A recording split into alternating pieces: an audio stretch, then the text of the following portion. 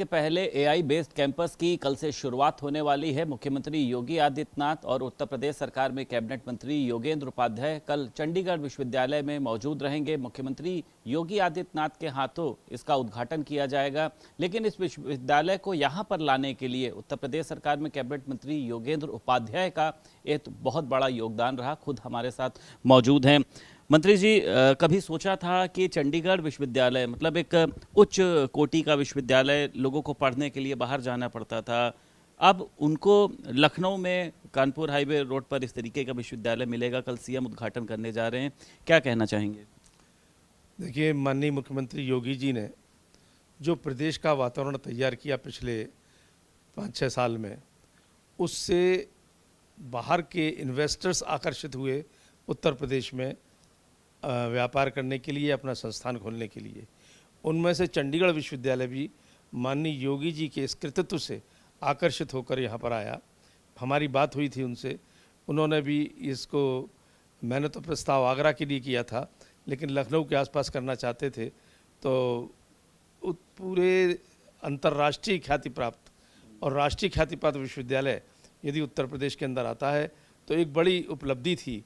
और वो उपलब्धि माननीय योगी जी की कृपा से हुई। उन्होंने जो एनवायरनमेंट तैयार किया उससे ये लोग आए। ये विश्वविद्यालय अंतर्राष्ट्रीय रैंकिंग में है और हिंदुस्तान की रैंकिंग में प्रथम 5 विश्वविद्यालयों में से एक है। इस तरीके से इसका एक स्थान है। इसके सबसे बड़ी बात यह है कि उत्तर प्रदेश में जिस विश्वविद्यालय खोल रहे हैं वो लगभग 100 एकड़ में है और पूरी सभी कोर्स एआई बेस्ड होंगे, एआई से आच्छादित होंगे। तो ऐसा विश्वविद्यालय उत्तर प्रदेश के छात्रों को मिलेगा। उत्तर प्रदेश न सिर्फ उत्तर प्रदेश के छात्रों के लिए एक हब साबित होगा उन्नाव का ये विश्वविद्यालय, बल्कि पूरे प्रदेश के छात्रों के लिए होगा और अन्य प्रदेशों के छात्र भी यहाँ आके शिक्षा ग्रहण कर पाएंगे। तमाम सुविधाएं आप दे रहे हैं, आपने बताया एआई जिस तरीके से यहाँ पर पढ़ाई होगी, लेकिन फीस को लेकर भी कुछ आपने सोचा है कि क्या फीस जो है वो बहुत ज़्यादा नहीं रहनी चाहिए? क्योंकि जो छात्र हैं वो चाहते हैं कि कम फीस में उनको ज़्यादा सुविधाएं मिलें और ज़्यादा पढ़ाई मिले। सर देखिए, गुणवत्तापूर्ण शिक्षा मिले, पहला उद्देश्य, और सस्ती और सहज शिक्षा उपलब्ध हो, दूसरा उद्देश्य। ये सरकार का उद्देश्य है। तो उसमें जब ये स्वाभाविक है, जब कंपटीशन होगा तो निश्चित रूप से डिमांड एंड सप्लाई पर बेस करता है कीमत को। तो अपने आप अन्य जब 20 विश्वविद्यालय कम से कम आ चुके हैं उत्तर प्रदेश में पिछले 3 साल में, जब 20 निजी विश्वविद्यालय आ चुके हैं और 8 सरकारी विश्वविद्यालय खुल चुके हैं, तो इस प्रतिस्पर्धा में उनको फीस अपने आप भी कम करनी पड़ेगी। फिर भी सरकार की ओर से प्रयास है और ये इनको हिदायत भी है कि सरल शिक्षा, सहज शिक्षा, उत्तम शिक्षा और सस्ती शिक्षा ये मिल सके, इसके लिए उनको इंस्ट्रक्शंस भी हैं। मंत्री जी, कल मुख्यमंत्री योगी आदित्यनाथ उद्घाटन करेंगे, कब से बच्चे एडमिशन ले सकेंगे, कब से पढ़ाई वहाँ पर शुरू हो चुकी? क्योंकि एक सपना जो है वो सच होने जैसा हो रहा है। ये वहाँ पर रजिस्ट्रेशन शुरू हो चुका है और लगभग जो मुझे अब तक की इन्फॉर्मेशन है, 1 हफ्ते पहले तक की, कि 2000 से ऊपर रजिस्ट्रेशन फॉर्म आ चुके हैं। यह भी अपने आप में एक रिकॉर्ड होना चाहिए कि अभी विश्वविद्यालय खुलने जा रहा है, 2000 से ऊपर रजिस्ट्रेशन के लिए अप्लाई हो चुके हैं। तो ये निश्चित रूप से एक रिकॉर्ड हासिल करेगा चंडीगढ़ विश्वविद्यालय, जो प्रदेश के छात्रों के लिए और बाहर के छात्रों के लिए भी एक हब बनेगा। बिहार में ईसीआई ने, आपने देखा था कि एक सर्वे कराया था, 52 लाख से ज़्यादा लोगों के वहाँ से विपक्ष कह रहा है नाम काटे गए, जबकि उन लोगों ने ये कहा कि क्या हम मृत आदमियों को भी वोटर की लिस्ट में शामिल कर लें। संसद में आज बवाल हुआ, SIR के जो पोस्टर हैं उसको फाड़ा गया, कूड़ेदान में डाला गया, राहुल गांधी, मल्लिकार्जुन खड़गे, इन लोगों के द्वारा। देखिए, ये विपक्ष के जितने भी नेता हैं, ये फर्जी वोटों के आधार पर चुनाव जीतने का एक सपना संजोए बैठे थे। क्या मैं पूछना चाहता हूँ आपके माध्यम से, जो मृतक हैं, जिनके नाम लिस्ट में हैं, उनके काटे जाने नहीं चाहिए?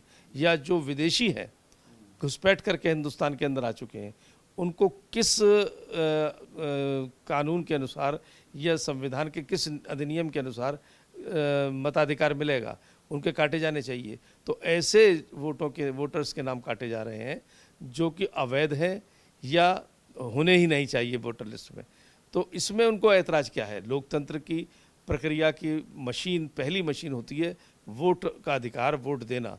तो सही वोटर हों तो सही मताधिकार होगा, सही मताधिकार होगा तो जनता की आवाज़ सदन में पहुंचेगी। आखिरी सवाल है मंत्री जी, प्रधानमंत्री नरेंद्र मोदी ने इंदिरा गांधी को पीछे कर दिया, सबसे ज़्यादा लंबे समय तक प्रधानमंत्री के पद पर वो बने रहे और आप लोगों के लिए गर्व की बात है कि उनके ही निर्देशन में भाजपा जो है वो पूर्ण बहुमत से आ पाई है, क्या कहना चाहेंगे?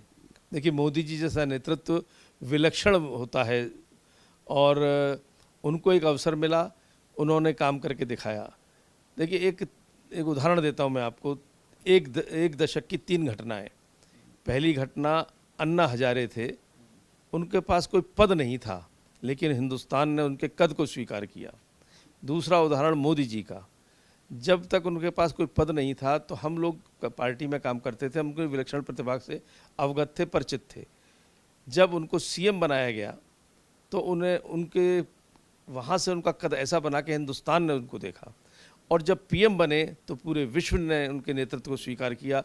तो ऐसा प्रधानमंत्री बिरला मिलता है। ये हिंदुस्तान का, हिंदुस्तानियों का सौभाग्य है कि हमें मोदी जैसा प्रधानमंत्री मिला। अच्छा मंत्री जी, बस एक आखिरी सवाल है, ये जो आपने देखा है कि इधर मंत्री आप ही के विभाग, मतलब आप ही के कैबिनेट के मंत्रिमंडल की बात करें, AK शर्मा आपने देखा अधिकारियों से कह रहे हैं कि हम परेशान हैं, कहते कुछ हैं करते ये लोग कुछ हैं, जिससे सरकार की बदनामी होती है। कानपुर में आपने देखा राज्य मंत्री प्रतिभा शुक्ला एक थाने में बैठ गई कि दरोगा को नहीं हटाया जा रहा है।